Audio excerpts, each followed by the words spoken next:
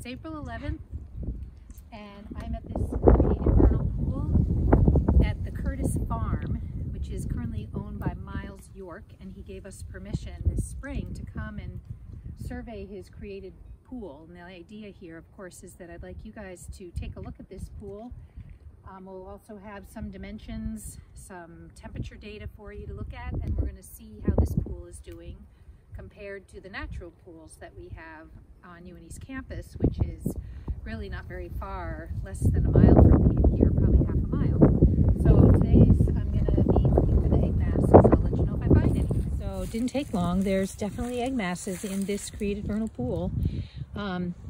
There's several in this patch of what looks like a sedge. I'm not sure if you can see them. Can you lift those up a smidge, May, just to show people? Whoa. Definitely salamander, right? Quite a few. And May can count them for us. Those look like wood frogs, maybe. What do you think? They're salamander. It's all one They're all jelly. salamander? Yeah, I see. Okay, and then as you head around the edge, she's counting. I'm going to walk over here and show you that there's another mass, salamander egg mass, one of the milky whites, and then down further there's even more. And I know there's some other vernal pools on this property. I'm not sure exactly where they are. I do have a map that shows where those are, and I'll get that together for you guys, but wait till you see this. This is right in the middle of this clump of sedges. I don't know if you can see, but those are all egg masses in there. I'll get a little closer. Okay, so there's probably maybe 20, 25 right in this patch here. Some are milky white and some are clear. You can see the water's very cold, but they definitely like this. They're attaching to this sedge right here. So you can see the water's really deep in the center there. It's over a meter deep. And over here where we found most of the egg masses, it's not quite as deep. I would say, I'm not sure if you can see that egg mass right there, for example. Anyway, that's definitely more like 30 centimeters right there is my guess. And these here in this area attached to these plants,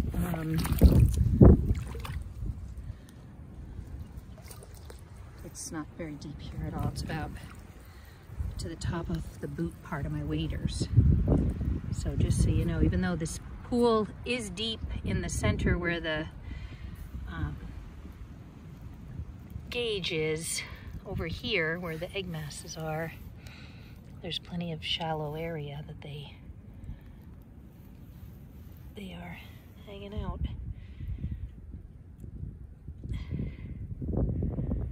Pretty cool. So I guess that answers that question. The Curtis Farm vernal pool, created pool, is at least being used by the salamanders to lay their eggs. And it's April 21st, day before Earth Day. It's a cold and windy day, but I'm here at the created vernal pool to collect the data loggers off the gauge, and also to take a couple of final measurements and to grab a bunch of water samples. So today I'll have all the data together for you guys, so you can go ahead and continue on with your lab report.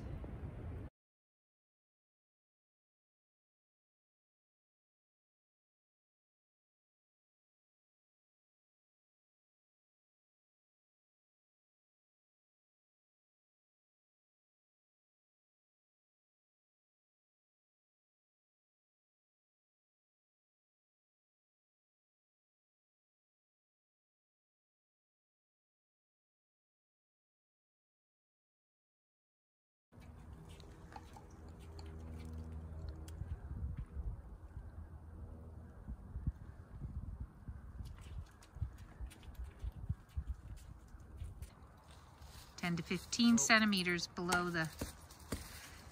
Ooh, don't hit the data logger. And they'll float up too, so you have to go lower than 10 to 15.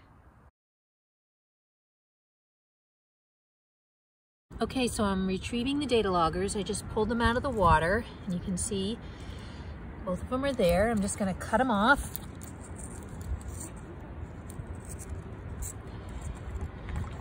Grab them, and then we'll take these back and plug them into the computer and get the data off.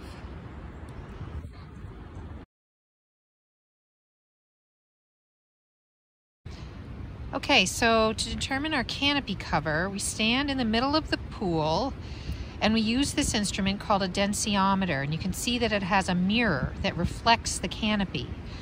What you need to do is you need to first go north, then you're going to turn to the direction east, south, and west. You'll do this 4 times, and each time you need to put it in front of you and you need to hold it level, which means getting that little bubble there in the center, just like you would with a scale. Can you see that?